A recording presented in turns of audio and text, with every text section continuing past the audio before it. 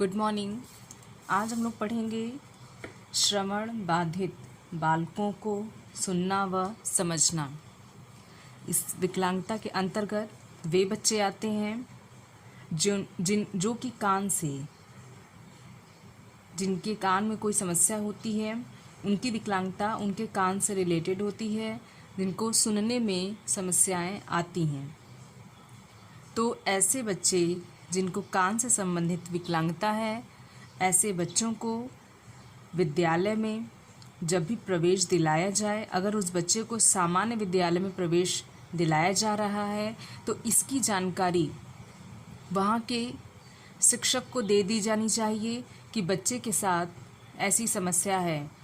अगर बच्चा किसी विशिष्ट विद्यालय में उसका दाखिला करवाया जाता है तो वहाँ पे भी बता देना चाहिए कि बच्चे के साथ ये जो विकलांगता वाली समस्या है, इसका कितना प्रतिशत विकलांगता इसके अंदर है। तो जानेंगे कि अगर जिस भी घर में या विद्यालय में श्रवण बाधित बच्चा है तो वहाँ के लोगों को क्या करना चाहिए। जैसे पहला है आपका फर्स्ट है कि शिक्षक ऐसे बालकों के व्यवहार के आधार पर शिक्षक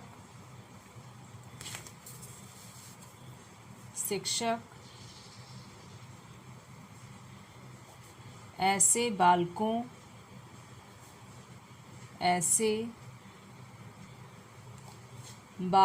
के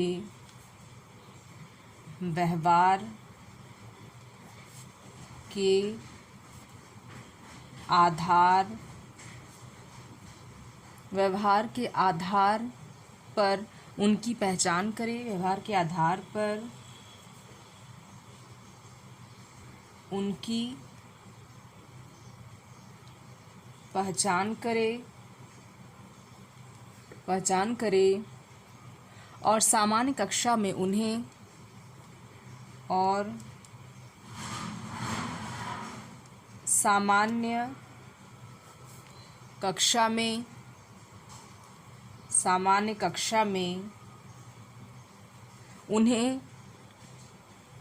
आगे की सीट पर बैठाने की व्यवस्था करें। सामान्य कक्षा में उन्हें आगे की सीट पर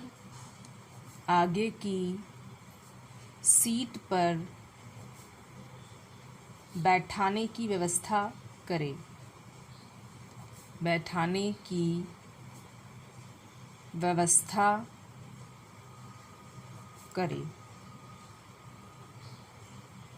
क्योंकि ये बच्चे श्रवण बाधित है, इनके साथ जो समस्या है वो सुनने वाली समस्या है, मतलब इनको सुनने में दिक्कत आती है।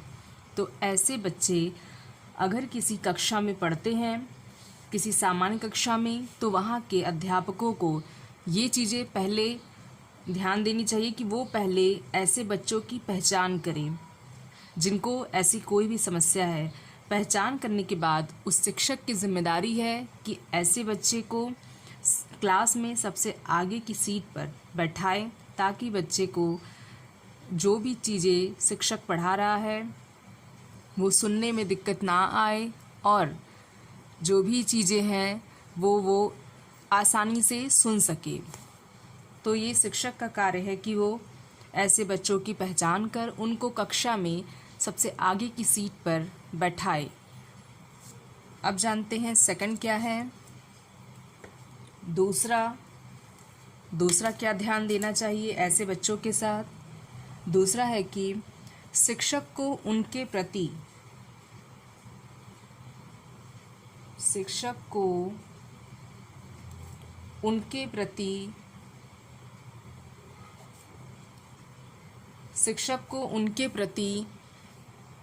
सकारात्मक दृष्टिकोण रखना चाहिए।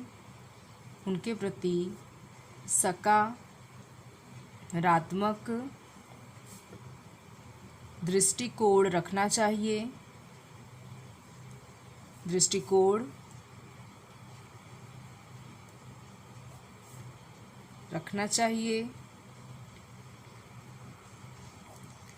सकारात्मक दृष्टिकोण रखना चाहिए और उनके प्रति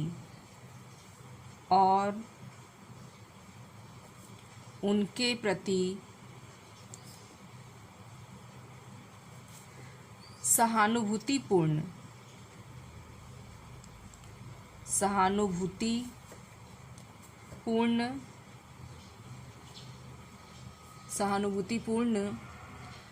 व्यवहार करना चाहिए।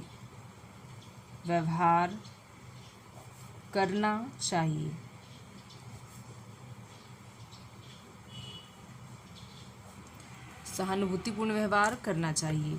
इसमें बताया गया है कि जो कक्षा के शिक्षक होंगे उनकी जिम्मेदारी है कि अगर उनकी कक्षा में कोई भी ऐसा बच्चा पढ़ता है जिसके साथ श्रवण बाधिता है, तो ऐसे बालकों या ऐसे बच्चों के साथ शिक्षक का जो रवैया होगा वो सकारात्मक होना चाहिए।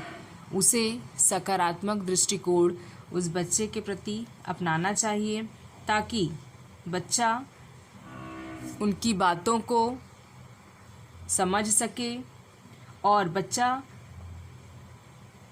बच्चे का मन भी कक्षा में लगा रहे। अगर हम बच्चे के साथ नकारात्मक तरीके से बातचीत करेंगे, उसको जलील करेंगे, उसको डांटेंगे, तो बच्चे का मन कक्षा में नहीं लगेगा। इसलिए ये टीचर की जिम्मेदारी है कि बच्चे के साथ वो सकारात्मक रवैया अपनाएं तथा उनके साथ सहानुभूतिपूर्ण व्यवहार भी करना शिक्षक की जिम्मेदारी है।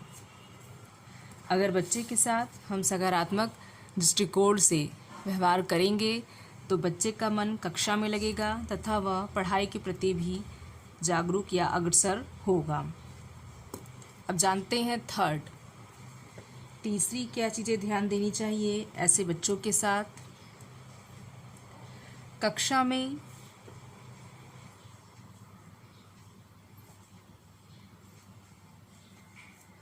में इस प्रकार के बालकों का कक्षा में इस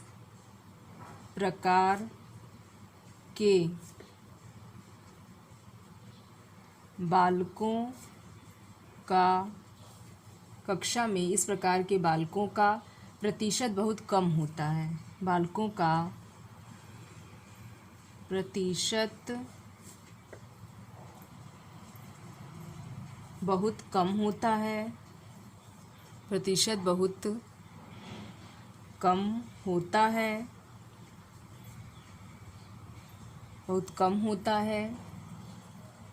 इसलिए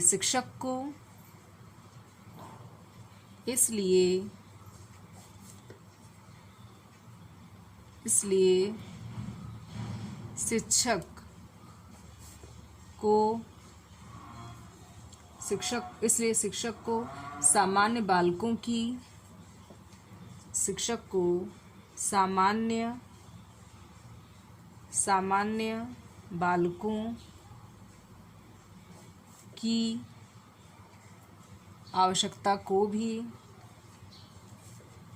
बालकों की आवश्यकता को भी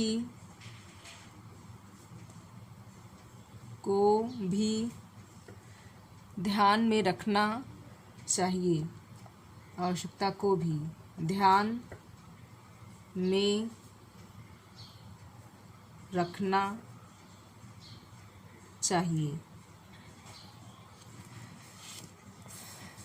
इसमें बताया गया है कि जो शिक्षक होगा अगर वो सामान्य कक्षा में पढ़ाता है और वो सामान्य शिक्षक है तो ऐसे कक्षा में या ऐसे विद्यालय में श्रवण बाधित बच्चों की जो संख्या होती है या जो उनका प्रतिशत होता है वह बहुत कम होगा।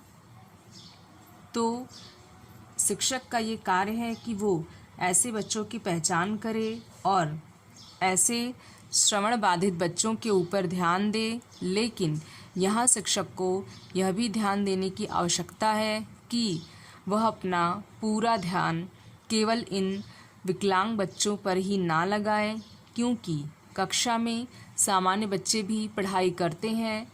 तो शिक्षक की ये जिम्मेदारी है कि वो जितना ध्यान श्रवण बाधित बच्चों का रखता है उतना ही ध्यान उनको कक्षा के उन सामान्य बच्चों पर भी देना होगा, क्योंकि अगर शिक्षक ऐसा एक तरफा बर्ताव करता है तो हो सकता है सामान्य जो बच्चे हैं वो उस विकलांग बच्चे के साथ लड़ाई झगड़ा करने लगे, वे इसको गलत बताने लगे और उनकी आपस में कभी बने ही नहीं। तो इसके लिए टीचर को कोई भी कार्य करते समय ये ध्यान देना चाहिए कि उनकी किसी भी क्रिया या गतिविधि से बच्चों के बीच में कोई भी मतभेद पैदा ना हो। वो इसका ध्यान रखते हुए ही अपनी पढ़ाई को जारी रखे और जितना ध्यान वो सामान्य बच्चों पे दे उतना ही ध्यान विकलांग बच्चों पे दे तथा उनको समझाए उन सामान्य बच्चों को कि ये श्रवण बाधित बच्चा है, इनको सुनने में थोड़ी दिक्कत आ रही है, इसलिए हम इनको कक्षा में सबसे आगे की सीट पर बैठाते हैं ताकि इनको सुनने में कोई भी समस्या ना आए। अब चौथा हम लोग समझते हैं। चौथा हमारा है जो कि ध्यान देने योग्य बातें हैं वो है कि शिक्षक को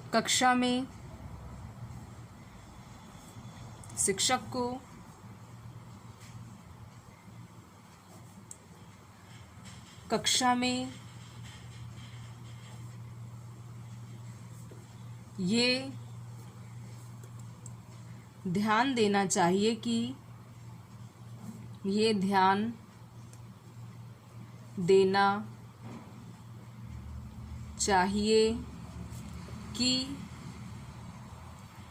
देना चाहिए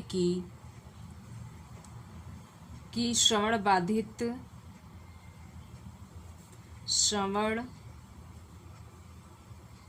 बाधित बालकों तथा उनके बीच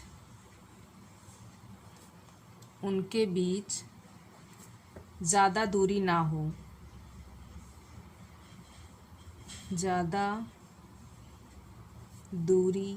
ना हो। मतलब कि शिक्षक को कक्षा में हमेशा ऐसे श्रवण बाधित बच्चों के इर्द गिर्द ही रहना चाहिए ताकि जो श्रवण बाधित बच्चा है अगर उसको कोई भी समस्या आती है तो टीचर पहले से अलर्ट रहता है कि बच्चे के साथ कोई भी समस्या आए तो वो उसका तुरंत समाधान करने के लिए तैयार होता है। इसके लिए ये ज़रूरी है कि वो उन बच्चों के हमेशा आसपास ही रहे ताकि जब भी कभी उन श्रवण बाधित बच्चों को किसी भी तरह की सहायता की आवश्यकता पड़े तो टीचर हमेशा उनके आसपास उनकी सहायता के लिए तैयार मिले। चौथा हो गया हमारा। पांचवा पॉइंट है जिसको ध्यान देना चाहिए कि शिक्षक को पाठ्य सहगामी क्रियाओं में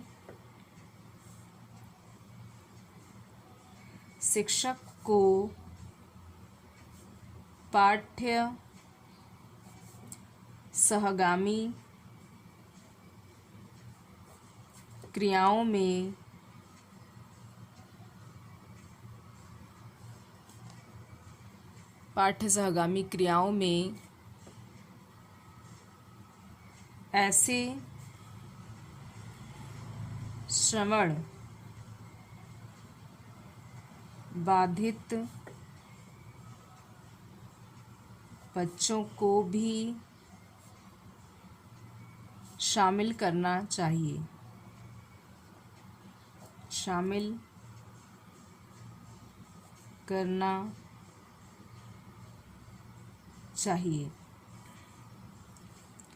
इसमें ये बताया गया है कि जो भी कोई भी विद्यालय में जो भी पाठ्य सहगामी क्रियाएं होती हैं, पढ़ाई से संबंधित जो भी क्रियाएं या गतिविधियां विद्यालय में करवाई जाती हैं तो उन गतिविधियों में, उन पाठ्य सहगामी क्रियाओं में ऐसे श्रवण बाधित बच्चों को भी शामिल करना चाहिए ताकि उनके दिमाग में ये चीज़ें कभी ना आए कि वो सामान्य बच्चों से अलग हैं।